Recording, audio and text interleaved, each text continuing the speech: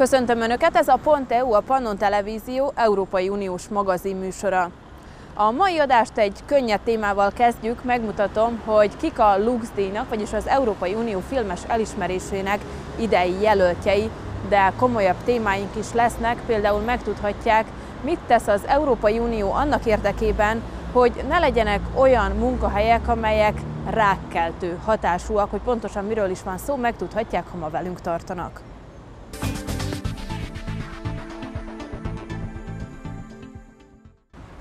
Tehát a műsor elején mozizzunk egy kicsit. Minden évben kiválasztják Európa 3 legjobb filmjét. Ezek közül az európai parlamenti képviselők választják ki a nekik leginkább tetszőt. A győztes film kapja meg a Lux-díjat, az Európai Unió filmes elismerését. Lássuk, kik az idei jelöltek.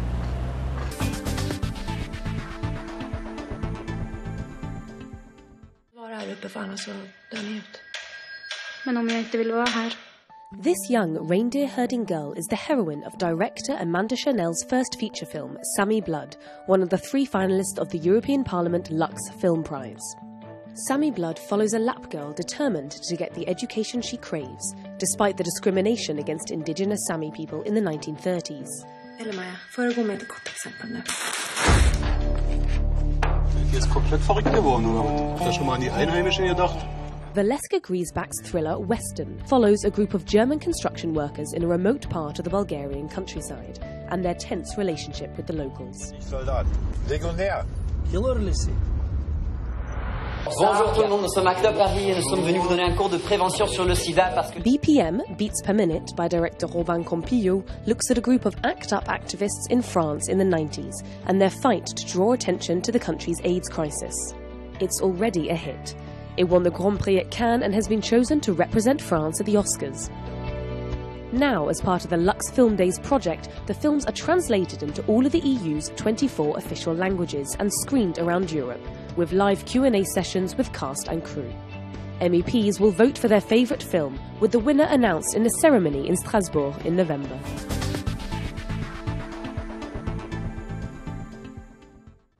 Amióta széles körben elterjedtek az okostelefonok, egyre több adatot osztunk meg magunkról. Hol vagyunk, kivel, mit csinálunk és mit szeretünk. De ha mi magunk osztjuk meg ezeket az adatokat, akkor szükség van az adatvédelem szabályozására. Most erről lesz szó.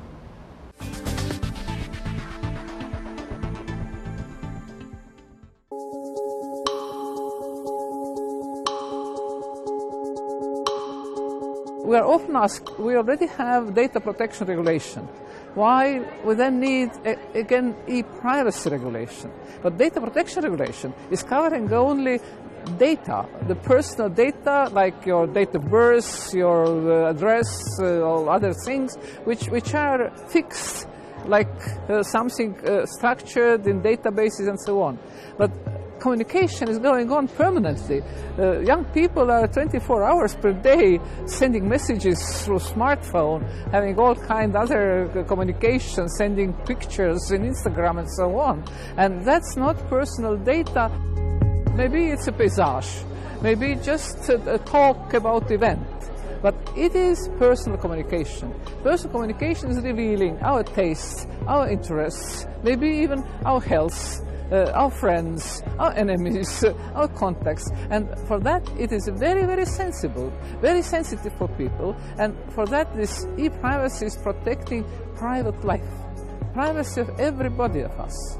And that means that all content is protected, but not only on content, also all metadata are protected, meaning with whom we talk, to whom we send messages, how long we talk, from which place we talk, and so on, so on. And also our terminal equipment is covered by this e-privacy regulation, meaning nobody shouldn't make any changes in our smartphones, sending there any pieces of program, cookies and so on, without our consent. And in this new legislation, we try to have this kind of granulated approach so that people could and should give their consent to different kinds of cookies so that they will know what they allow and what they don't allow.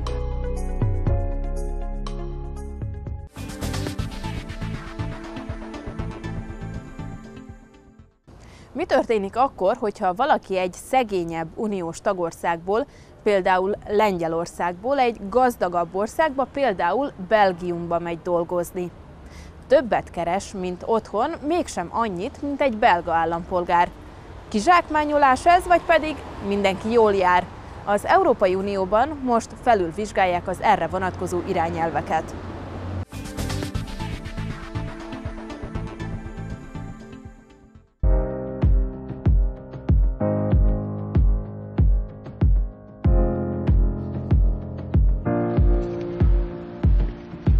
Wyjeżdżam do Grenoble na około 3 miesięcy. Wyjeżdżam do Pignon, do Francji. Wyjeżdżam na okres 1 miesiąca. No, wyjeżdżam w okolice Paryża na 3 miesiące. These three Polish workers are what we call posted workers, who leave their home countries to work on temporary assignments abroad. Their number in the EU has increased from 600,000 in 2007 to 2.05 million in 2015. They work as bricklayers in Germany, as plumbers in France, or like Illydia Ferreira from Portugal, as construction workers in Belgium. Temos casa para pagar, família para manter, tivemos que fazer a vida, não? Tanto vemos para a Bélgica, como França, como... Pronto, nós somos vamos um pouco por todo lado. A diferença aqui, por exemplo, pronto, com ajudas de custo, com tudo que nos pagam, nós conseguimos sacar o dobro, seguramente, de Portugal. A higher salary, that's what attracts posted workers. But for the same work, they are generally paid less than local workers. On roule dans les 40 euros de l'heure, et eux, ils sont peut-être à la moitié du prix. Hein. Donc le compte est vite fait. Hein. Et puis il y a aussi la flexibilité. Nous, on fait 8 heures par jour, eux, ils font peut-être 10, 12, donc ils travaillent le samedi, ils travaillent le jour férié. The wage difference is at the heart of the revision of the 1996 law on the posting of workers, which the European Parliament is working on. L'objectif, c'est de fixer une même rémunération pour un même travail sur un même lieu de travail. For me, it's very important that in the future we don't have first and second class workers in Europe.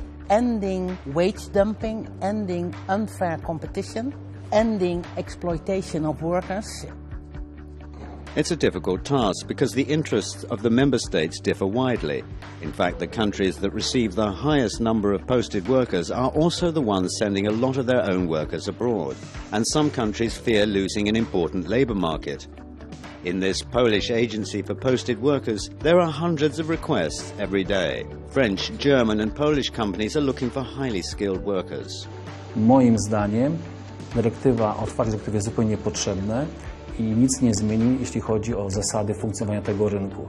Nie zmieni to faktu, że dzisiaj brakuje milionów pracowników na rynku niemieckim, na rynku francuskim i również już na rynku polskim i mamy pierwsze symptomy. La Fédération du bâtiment me dit « Nous sommes obligés de faire venir des carreleurs hongrois.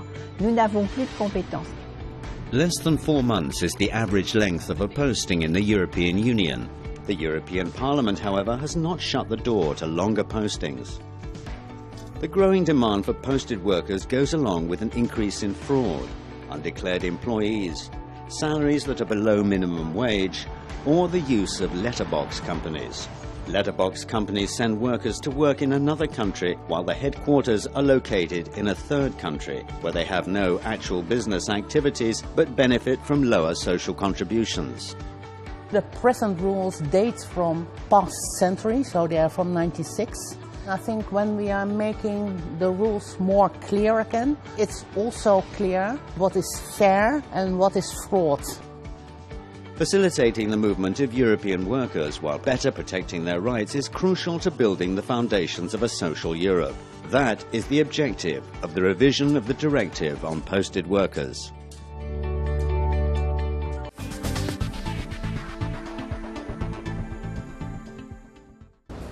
Határregisztrációs rendszert alakítanak ki az Európai Unió, aminek az a célja, hogy a harmadik országokból érkezőknek ne kelljen olyan sokat várniuk az útlevél ellenőrzéskor, illetve hogy az egész unió biztonságosabb legyen. De hogyan működne az új rendszer és milyen adatokat tárolnának a regisztrált utazókról, mutatjuk.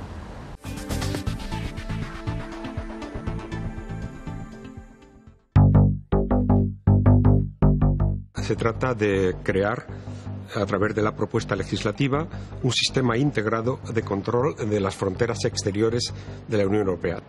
De lo que se trata es de eliminar el sistema de sellado de pasaportes. Las consecuencias, obviamente, es más agilidad en la entrada para el visitante de tercer país, porque sus datos quedan acumulados en el sistema y la próxima vez que entre no necesitará sufrir ni largas colas ni controles específicos, porque sus datos ya estarán recogidos en el sistema.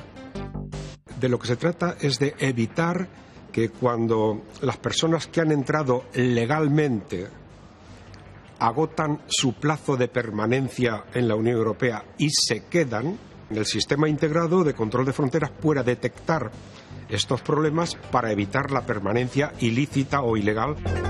Básicamente, la utilización del reconocimiento facial y 4 huellas digitales, además de los datos alfanuméricos para, integrados en el sistema, poder evitar la falsificación reiterada de documentos de viaje.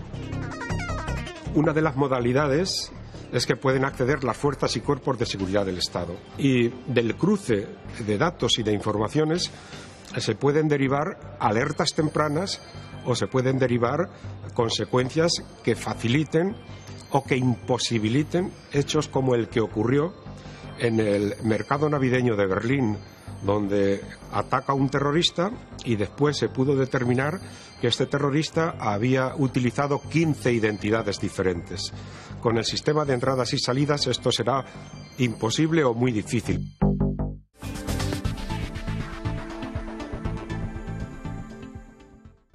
Jöjjön a téma, amiről már szóltam a műsor elején. Az Európai Unióban is vannak veszélyes munkahelyek, például, hogyha valamilyen vegyszerekkel vagy sugárzással kell dolgozni, mert hogy ezek rákot vagy terméketlenséget is okozhatnak. Az Unióban szigorítanának a védelmi intézkedéseken, hogy senki se legyen veszélyben a munkahelyén.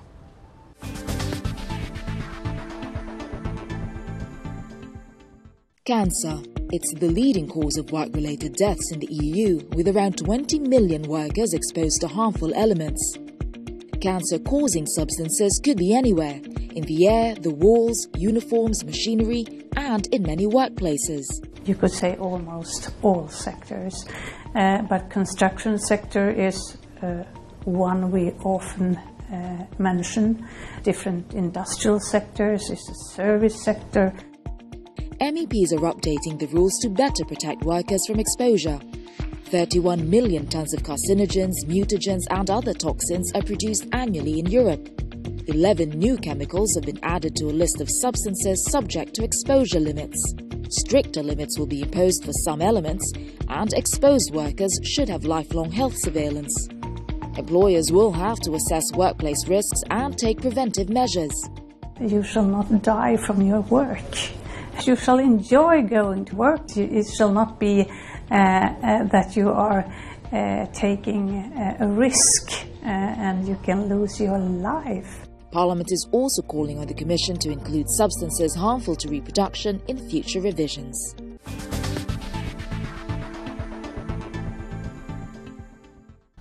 Részben maradunk a témánál, hogyha a rákról van szó, akkor mindig a korai felismerés fontosságát hangsúlyozzák, csak hogy a szűrővizsgálatok pénzbe kerülnek, esetenként több 100 euróba, ami egy család szintjén már 1000 eurós kiadást is jelenthet évente. Egy olaszországi példát mutatunk.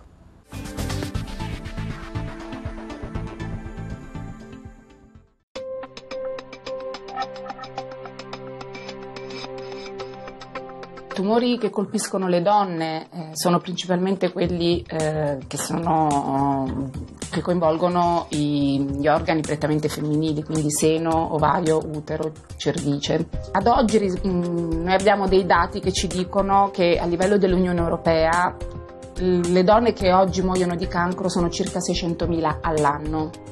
Chiaramente non tutti questi numeri riguardano specificità tumorali esclusivamente femminili, però ad esempio circa 90.000 donne in Europa ogni anno muoiono di tumore al seno. Il problema è questo, che la scarsità di risorse economiche dovuta anche al lungo periodo di crisi ha fatto sì che la soglia di gratuità per certi esami diagnostici sia stata di molto elevata. Una famiglia italiana la cui mamma, moglie voglia periodicamente fare una mammografia con periodicità almeno semestrale va incontro a costi che si aggirano intorno ai 1.000 euro all'anno. Non tutte le famiglie in Italia oggi possono permettersi di spendere queste cifre. E cosa significa? Significa che molte donne a rischio rinunciano a fare prevenzione. Spesso non siamo messe nelle condizioni geografiche e economiche di poter accedere con facilità a queste cure diagnostiche, queste analisi diagnostiche. Quello che avviene nel nord Europa, dove c'è una maggior facilità di accesso a queste cure, deve poter avvenire anche per gli stati più svantaggiati economicamente, perché ci vuole una coesione sociale anche dal punto di vista sanitario.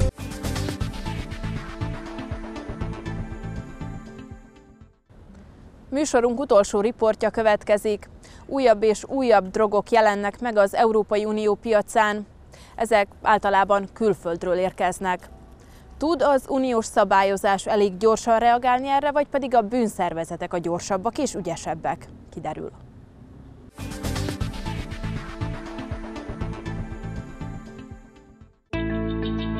Over 100 new psychoactive substances are emerging each year, a rapid spread which is eluding the law.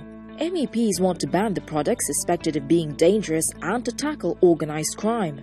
Estas nuevas sustancias psicoactivas nos habíamos dado cuenta de que esto no estaba detectado, se podían vender por internet, se podían fabricar en China, en India y no estaban penalizados, criminalizar la manufactura, la venta. Intentamos concienciar de la necesidad de penalizar a quien hacía uso, más que uso, a quien la vendía, a quien se lucraba con esto. Personal use of new substances won't be considered a crime, but MEPs want to hold producers, suppliers and distributors criminally liable, with a maximum penalty of at least 10 years. We need to fight also with those organized crimes communities which are delivering those kind of substances, very dangerous for the people and for the health. And on the other hand, we need to analyze how it is important, how it is dangerous, so risk assessment and the early warning system is needed. The European Parliament is asking for faster detection and assessment of these substances. The process will be twice as fast. The aim is to respond quickly to the proliferation of these new drugs, more so since criminal groups act fast themselves, responding to new restrictions by creating even newer formulas not yet covered by the law. It's a difficult task because EU countries used to tackle the issue at national level. The new law aims to improve cross-border cooperation.